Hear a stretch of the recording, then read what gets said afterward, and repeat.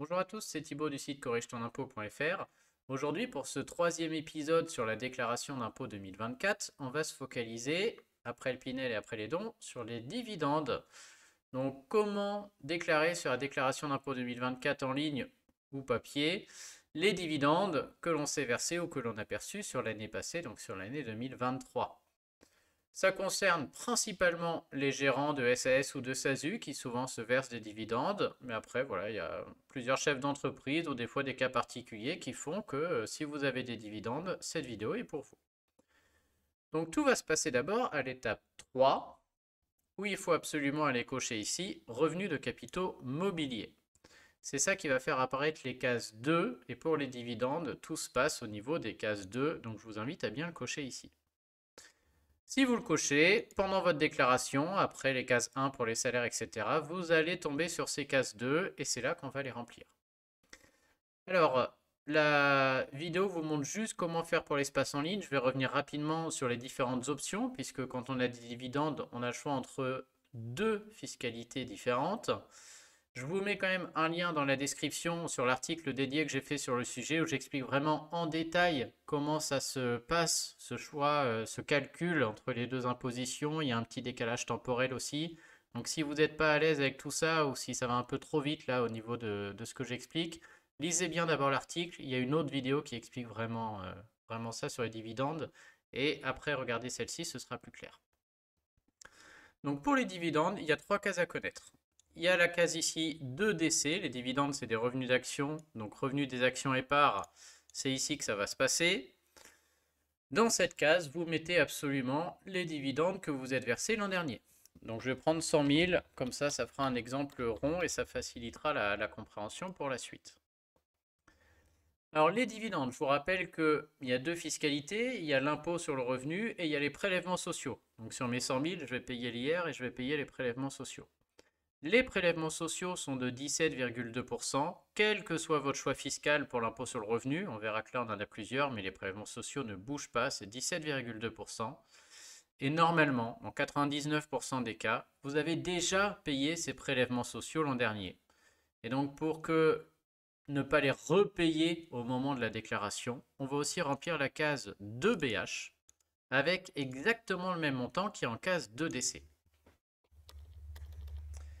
Ça permet deux choses. Ça permet en premier lieu de ne pas resubir les prélèvements sociaux, puisque si je remplis que la case de décès, le logiciel va me prendre 17,2% de 100 000, et la plupart du temps, je les ai déjà payés, mon entreprise les a déjà payés au moment où je me suis versé les dividendes. Donc on remplit absolument la case de BH pour avoir les mêmes montants. Selon les gens, d'ailleurs, petite remarque à côté, des fois tout est bien rempli, des fois c'est rempli partiellement, des fois c'est tout vide. Donc voilà, vérifier systématiquement chaque année, c'est vraiment un point de contrôle important et je vois beaucoup d'erreurs sur les dividendes. Ne présumez pas que tout est rempli correctement, c'est assez rare.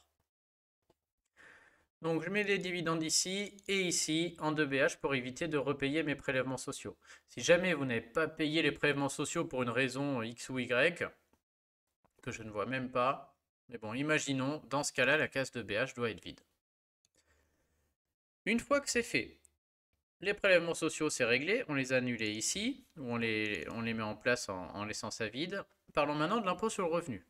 Pour les dividendes, vous avez deux choix fiscaux. Soit vous avez un abattement de 40% sur vos dividendes, donc un abattement de 40% sur 100 000, il reste 60 000, et le reste, les 60 000 vont s'ajouter à vos autres revenus, aux salaires, aux revenus fonciers, etc. et vont passer dans la moulinette du calcul de l'impôt qui est fait sur cette déclaration, ce qu'on appelle l'option au barème.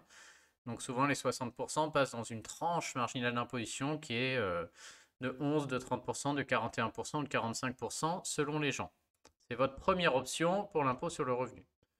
Soit vous pouvez refuser cette option, dire moi j'en veux pas, et je veux l'autre option qui est la flat tax.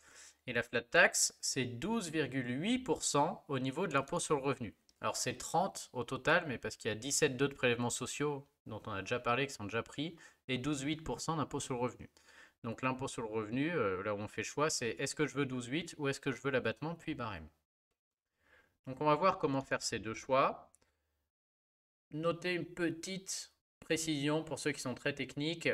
Quand on prend l'option au barème, du coup, les 60 000 s'ajoutent à vos salaires, etc.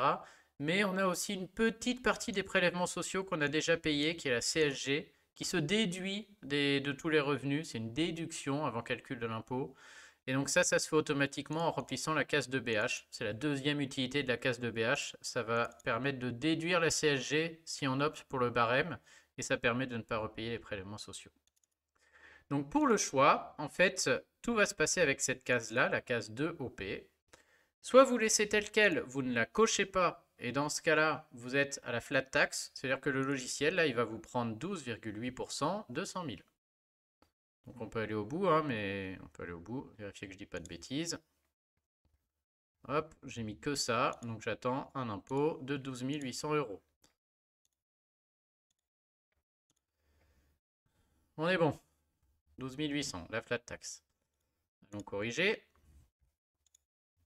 Soit je coche la case de OP, et dans ce cas-là, c'est pas pareil. Je vais dire au logiciel, attention les 100 000, je veux pas 12 800. Tu me fais un abattement de 40%, tu rentres tout ça dans le barème et tu me déduis la CSG. Ça se passe ici en cochant la case de OP. Donc moi, ce que je vous conseille, c'est de faire les deux simulations. Ça vous évite de faire des calculs savants. Et vous gardez juste ce qui est le meilleur pour vous, tout simplement, hein. Vous faites les deux, c'est un droit que vous avez, tout le monde l'a. Et vous allez au bout. Est-ce que c'est plus ou moins que l'autre d'avant? Tout bêtement, hein, pas la peine de payer un fiscaliste. Ah bah là, c'est moins, je viens de gagner 10 000 balles. Donc hop, moi, je vais cocher la case. Ne présumez pas de ce qui est mieux ou pas, c'est un calcul compliqué. Tout à l'heure, j'ai parlé de la tranche, mais c'est possible que vous changiez de tranche et qu'il y ait un passage dans une petite, un passage dans la grosse. Ça joue sur vos autres revenus, sur plein de choses. Donc ne présumez pas, c'est un calcul. Faites le test. Et enfin, la dernière chose, le plus important, c'est que très souvent, mais là encore dans 95% des cas, quand vous avez pris vos dividendes l'an dernier, vous avez payé immédiatement les 17,2% d'impôts, mais il y a d'énormes chances que vous ayez aussi payé les 12,8% de flat tax. C'est-à-dire que la flat tax, maintenant, on a le choix lors de la déclaration, mais elle est prise quand même automatiquement l'année d'avant. On va dire que le fisc se fait une avance à la flat tax parce que c'est un taux fixe qu'il connaît. Et donc, très souvent, puisqu'il y a des petites conditions où on peut éviter cette avance, mais tout le monde ne le fait pas, c'est assez conditionné, donc j'ai envie de dire dans 95% des cas. Et donc il faut dire au logiciel, attention, l'an dernier en 2023, j'ai déjà payé 12,8, j'ai déjà payé 12 800 ou je ne sais quel montant. Et ce montant-là doit figurer dans la ligne de CK. La ligne de CK, du coup, qui va vous reverser ce que vous mettez dedans. Peu importe votre impôt ou autre, c'est un crédit d'impôt, ça vous sera reversé quoi qu'il se passe. Et bah, il y a de grosses erreurs là-dessus, puisque les gens oublient de le mettre. Mais c'est possible que l'an dernier, j'ai déjà payé 12 800 euros. Et donc, il faille mettre dans la case de CK 12 800. Des fois, c'est rempli, des fois, non. Il y a des rares cas où votre expert comptable ou vous avez fait une demande d'exonération et vous y avez droit parce que votre revenu fiscal est sous un certain seuil. Et il y a des cas où la personne ne l'a pas payé, dans ce cas on ne le met pas. Mais c'est très très fréquent qu'il faille le mettre. Et du coup, c'est pas rare qu'on ait des grosses optimisations, puisque là, si je ne coche pas les 100 000 ici, engendre 12 800, j'ai choisi la flat tax, mais je les ai déjà payés, donc au final cette déclaration est à zéro. Je ne vais pas aller au bout, hein, mais je vous garantis qu'elle est à zéro. Et je peux même dire, mais attendez, la flat tax, ça m'intéresse pas, je la refuse. Donc je vais la refuser, ça va m'engendrer mes 1600 euros d'impôt, sauf que ma flat tax, j'ai déjà payé 12 800. Et mes 12 800 vont m'être remboursés.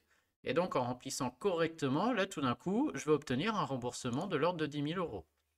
On peut aller au bout aussi, hein, mais la case de CK produit le remboursement. Hop, qu'on va voir ici. Donc cette fois, j'ai un montant qui me sera remboursé de 11 157. Donc comme je vous l'ai dit, voilà, je corrige beaucoup d'erreurs ou je vois beaucoup d'erreurs sur les dividendes parce que les cases ne sont pas tout le temps remplies automatiquement, parce que les gens oublient de remplir la 2CK, parce que pire, les gens oublient de remplir la 2BH et se retapent les prélèvements sociaux, ne font pas attention.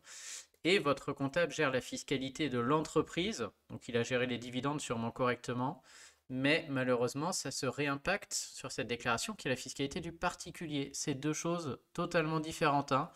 C'est comme un médecin qui gère la tête et celui qui gère les pieds, hein. On peut pas être bon partout, quoi. Donc c'est tout à fait normal que l'expert comptable ne soit pas, des fois ne conseille pas ou ne sache pas là-dessus, hein. On est sur deux aspects différents.